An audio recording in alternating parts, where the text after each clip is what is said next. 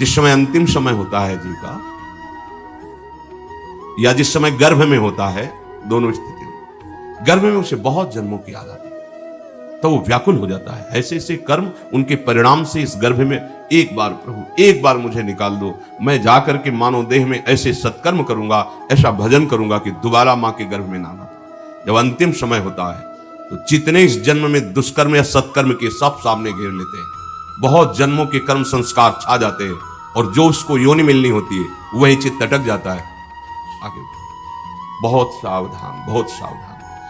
कह रहे हरिराम व्यास जी, 14 लोकों में घूम कर, मेरी स्मृति इस समय जागृत, 14 लोकों में घूमा हूं, हर जगह सुख भोग की लालसा में हरि का विस्मरण ही होता रहा। हरि का स्मरण कब होता है अखंड? जब लौकिक सुखों की, भोगों की चाह खत्म हो जाती है। होगी कैसे? भगवान नाम जप से।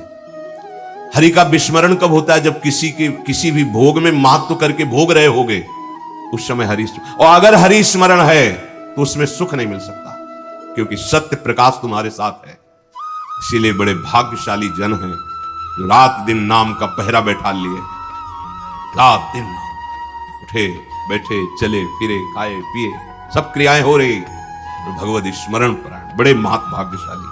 ये जो लोग कहते हैं ना, अरे नाम में रुचि नहीं हो रही, नाम चल नहीं रहा, भाई सिद्ध तो नहीं हो गए ना। रुचि तो भोगों में है, अब नाम अरुचि पैदा करेगा भोगों में, फिर नाम में जब रुचि आएगी तो नामी का रूप झलकेगा। धैर्य पूर्वक जपिए।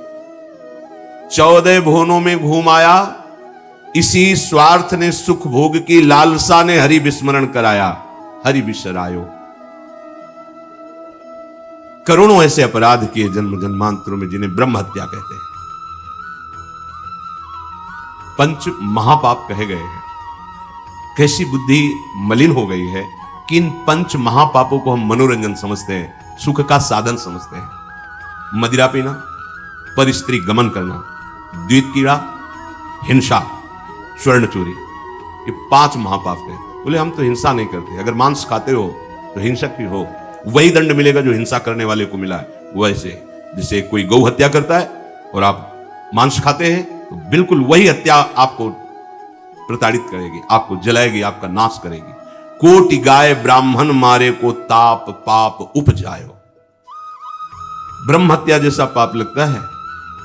देखो कैसी मलिनता है। इसको हम आनंद समझते हैं, मनोरंजन समझते हैं। यह है भारी विपत्ति संपत्ति की। बहुत बहुत सावधान। ऐसा धुआं उठा है कलिकाल का, मलिनता का, कि पापाचरण में रति है। जैसे निष्ठावान धर्मात्मा पुरुष धर्म से विचलित नहीं हो सकता, ऐसे ही हम अधर्म निष्ठा वाले बन रहे हैं। स्वागत में तो मदिरा ही प्रधान हो रही। कैसा कैसा बुद्धि काम नहीं कर रही। कैसे मंगल होगा, कैसे सुख होगा, जिसे शास्त्र के रचयिता भगवान स्वयं श्री कृष्ण द्वैपायन व्यास देव जी वो कह रहे हैं, ये पंच महापाप है, ये ब्रह्म हत्या के समान है। कैसा कैसा मनोरंजन। मित्र मिले, क्या स्वागत में मदिरा रखी जाए। और बहुत भाई धनी है, ऐश्वर्यवान, तो मांस भक्षण और व्यभिचार, मनोरंजन के लिए द्वित कीड़ा, दूसरों का धन अपहरण करना, हिंसा करना स्वभाव। क्या हो रहा है? बोले पाप ताप उपजायो, भारी ताप। कल जो है किसी को पूरी चमड़ी सड़ रही है, पूरी चमड़ी, चिल्ला रहे, पूरी चमड़ी उधेल रही, खून रक्त ऐसे मक्खियां भिन भिना रही। क्या हुआ? कर्म बिगड़ गया, मानव देह मिली, जीना मुश्किल है, प्रतिपल अब जब तक जिए तब तक वो चीखता रहेगा। अर्थ नहीं है औषधि के लिए, कोई पास नहीं जा रहा है। आप समझो, जब कर्म अपना दंड देना प्रारंभ करेगा तो कोई तुम्हारी रक्षा नहीं कर पाएगा। बात समझो। हरिराम व्यास जी कह रहे हैं, कोटि गाय ब्राह्मण मारे को ताप पाप उपजायो। आप देश विदेश घूम रहे हैं, आप मांस भक्षण कर रहे हैं, क्या आपको यह जानकारी है कि विधर्मियों ने तलवार की नोक पर उसको पवाने की चेष्टा करते थे तो गर्दन कटवा लेते थे जन, पर उसको कभी जवान पे नहीं रखा, ऐसे चीर दिए गए, स्वीकार कर लिया, पर उन्होंने उसको आज तुम पैसे देके खाते हो, तुम जानकारी करते हो कि जो तुम देश विदेश ऐसे घूम रहे हो, गर्दन उतरवाना स्वीकार कर लिया पर चखा नहीं। आज तुम्हारी बुद्धि इतनी भ्रष्ट है कि तुम पैसा देकर उसे खाते हो और अपने को मनुष्य कहते हो, अपने को जो भी नाम दो कि हम ये सनातनी, हम ये धर्म में चलने वाले। आप क्या, सनातन भगवान का नाम है, भगवान का नाम सनातन है। तुम भगवान के हो तो भगवान की आज्ञा का पालन करो। तुम्हारे लिए जो बना हुआ आहार है उसे आप पाओ, धर्म पूर्वक चलो। महापाप हम हर्षित होकर करते हैं, बातें बड़ी बड़ी ज्ञान वैराग्य बड़ी उन्नति की बातें करते हैं, और हमारे आचरण कैसे होते हैं। सुधार करो भाई, सुधार कर लो। अगर आपको ये मानव देह मिला है तो संभाल कर लो, नहीं कितनी योनियों में भटकना पड़ेगा अभी पता नहीं। अज्ञान के कारण लगता है देख लेंगे, कुछ नहीं, सावधान हो जाओ। यदि आप जिस पशु का मांस खाते हैं उसी पशु की हत्या का आपको पूर्ण दंड मिलेगा। यानी मैं खरीद लाता हूं, मैं कोई हत्या तो नहीं करता, लेकिन आप पा रहे हैं ना, वही पाप आपको लगेगा। वही कर्ता प्रेरक अनुमोदन। आगे कह रहे, कभी नीच प्रवृत्ति धारण करके, नीच योनि में जन्म लेकर के नाना प्रकार की चोरी कपट छल, बस कैसे पेट भरे। कभी बहुत विद्वान होकर के विद्या के अभिमान में तर्क विवाद करते, प्रकांड पंडित थे, ये जहां भी जाते थे विजयश्री विद्वता से प्राप्त करते थे। तर्क जिभ्या में ऐसी प्रवीणता थी, कोई इनके सामने टिकता नहीं था। तो वहां फिर नमस्कार, पूजा, सम्मान, वाहवाही। कबहू कविद्यावाद स्वाद लगी, ब्राह्मण हुए पूजवायो।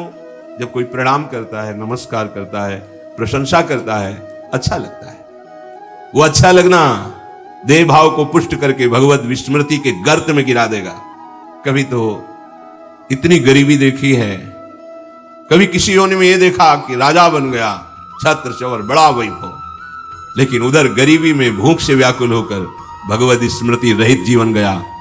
कभी इतना वैभव कि उसके अभिमान में प्रभु को भूलकर भटकता रहा। ये ऐसी माया है कि जो जहां है उसी में आसक्त है। महाभारत में प्रसंग आता है, भगवान व्यास देव जी जा रहे थे तो एक नाली का कीड़ा निकलकर बड़ी तीव्र गति से मार्ग को लांघ रहा था। वह भाई इतनी रफ्तार से आप जा रहे हो, क्यों, क्या पीड़ा है तुम्हें?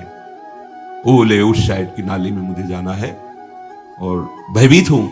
क्यों भयभीत? तुम्हें गाड़ी की आवाज नहीं सुनाई दे रही? बैलगाड़ी आ रही, वो हमारे ऊपर चढ़ेगी तो मैं मर जाऊंगा। भगवान व्यासदेव जी सर्वभाषाओं का ज्ञान रखने वाले, उन्होंने कहा तुम्हें इस कीड़े शरीर से इतना प्यार है? अरे ये शरीर नष्ट होगा तो दूसरा शरीर मिल जाएगा। बोले आपको जो व्यास शरीर प्रिय है ना, ये उतना ही हमें ये कीड़े का शरीर प्रिय है। भगवान व्यासदेव जी ने कहा बड़ी भगवान की विचित्र माया है, अब हम तुम्हारा परम कल्याण करेंगे। तुम एक बार मेरे कहने से रुक जाओ, अभी शरीर छूटेगा और तुम सुख को प्राप्त होगे, तुम्हें दुख नहीं मिलेगा शरीर छूटने के समय। स्तब्ध किया उसको, वो गाड़ी आई कुचल के। उसका फिर चतुर्वर्ण में जन्म हुआ मनुष्यों में।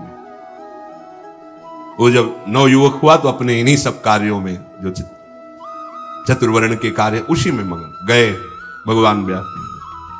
बड़ा बड़ा प्रसंग है, मुझसे छोटा करके, भाई तुम कौन हो? ना परिचय, मैं अमुक हूं। नहीं नहीं, तुम्हें याद है? अब स्मृति जागृत है, हाँ मैं वही कीड़ा हूं जो आपसे, तो देखो तुम फंस गए ना फिर यहां। जैसे तुम्हें कीड़े का शरीर प्रिय था, ऐसे तुम ये इस शरीर में नहीं नहीं, इसको भी छोड़ो। भगवान व्यासदेव जी ने वो शरीर छोड़ा। क्रम से वो प्रथम वर्ण में जब ऐसे राजा बना, तृतीय वर्ण, ओ चंवर डुलाए। तुम्हें याद है? हर वर्ण में उसका जन्म हुआ क्रम से। तुम्हें याद है? हाँ मैं चक्रवर्ती राजा हूं, मेरा है वैभव, मुझे स्मृति नहीं नहीं। तब पूर्व, हाँ मैं नाली कीड़ा था, मैं ये समझो। भगवत स्मृति धारण करो, इसमें राग मत करो, वहां से त्याग करा। जब प्रथम वर्ण में जन्मा, वो अपने कार्य में विद्वान होकर ऐसे वो पुरोहिता। फिर भगवान व्यासदेव, तुम्हें याद है? शास्त्र याद है? ये सब नहीं, पूर्व स्मृति याद है? पूरी याद कर। हाँ अब एकांत वन सेवन कर, और मैं जो ब्रह्म विद्या का उपदेश कर रहा हूं उसको धारण कर तू परम पद को प्राप्त हो। उसमें दिखाया कि जिस शरीर में जीव जाता है उसी को ऐसा मानता है ये मेरा है, और मानो पहली बार मैं इस सृष्टि में आया हूं, सब भूल जाता है और जो उसके सामने परिवार भोग उसी में आसक्त होकर उसी का चिंतन करके, ये बहुत काल से चल रहा है।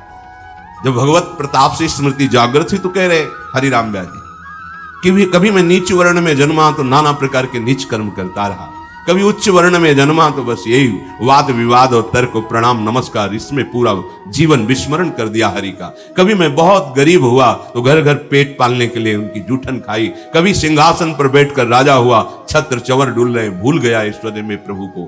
कबहू का कंचन कामिनी लगी, रन दूल्हा बिरद बुलायो, कबहू का विषयी विषयन कारण, घरि तज मूड मुड़ायो। ऐसे नाना धर्म कर्म करी, जन्म जन्म डहकायो, अब कै रसिक अनन्य निव्यास ही, राधा रमण दिखायो। कभी कंचन में आसक्त, कभी कामी में आसक्त, बड़ी दुर्दशा हुई, हर जगह विनाश को प्राप्त होता रहा। कभी विषयों का संग करके विषय भोग को ही सुख समझा, कभी बहुत अपमानित हुआ, बहुत दुखित हुआ तो एक मार्ग दिखाई दिया कि ये सारी सुख सुविधाएं संत बनने में हैं। तो नारी मुई घर संपत्ति नासी, और मूड मुड़ाए भय सन्यासी। तो बोले घर तज मूड मुड़ाए, लक्ष्य भगवत प्राप्ति नहीं है, धोखा, अपने साथ बहुत बड़ा धोखा, आडंबर नाटक नहीं, दम्भ पाखंड का मार्ग नहीं, सत्य का मार्ग। हमसे चूक हो जाए तो सुधारना है, लेकिन हमारा लक्ष्य है सत्य मार्ग।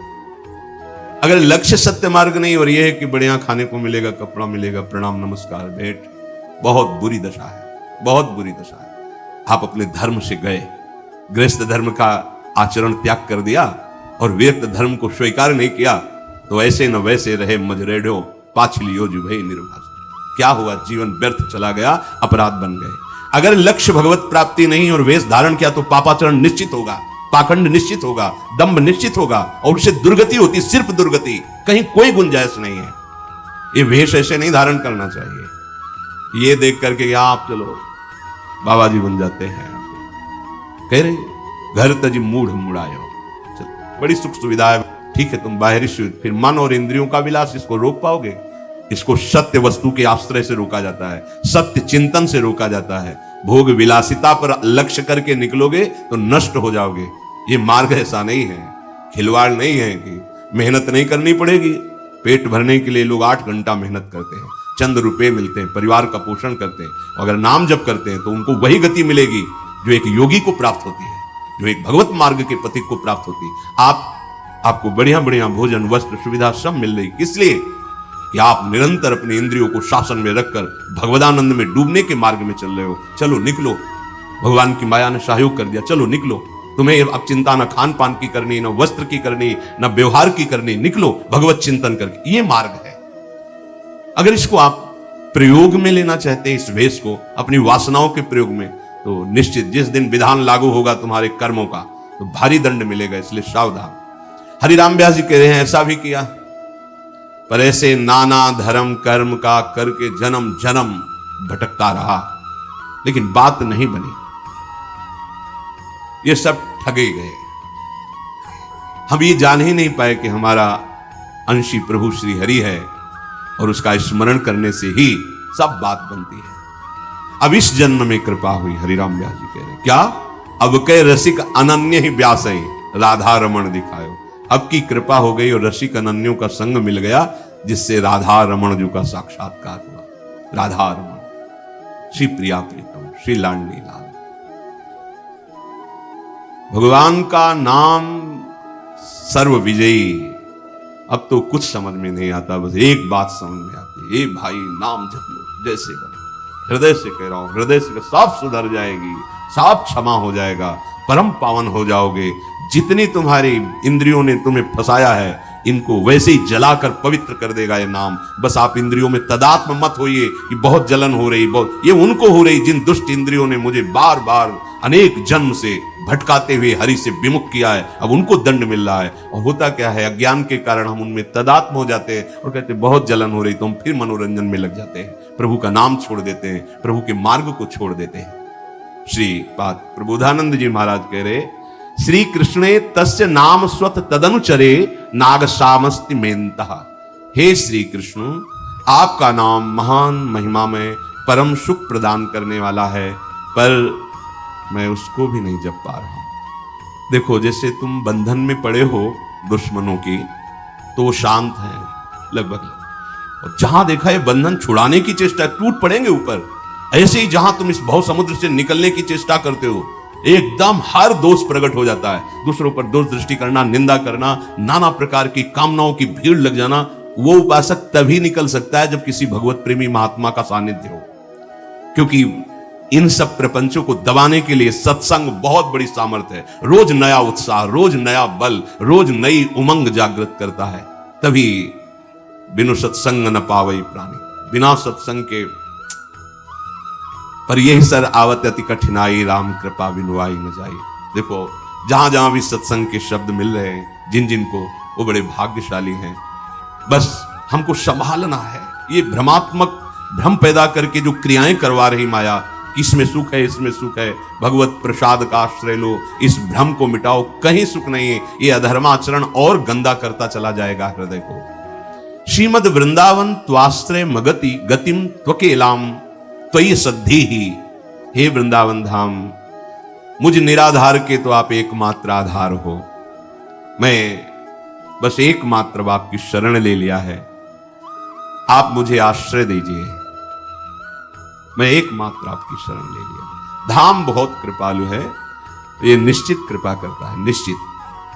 पर ये किम कुर्याम कुत्रयायाम यदि वत भवेत तद भवत्वेव कामम।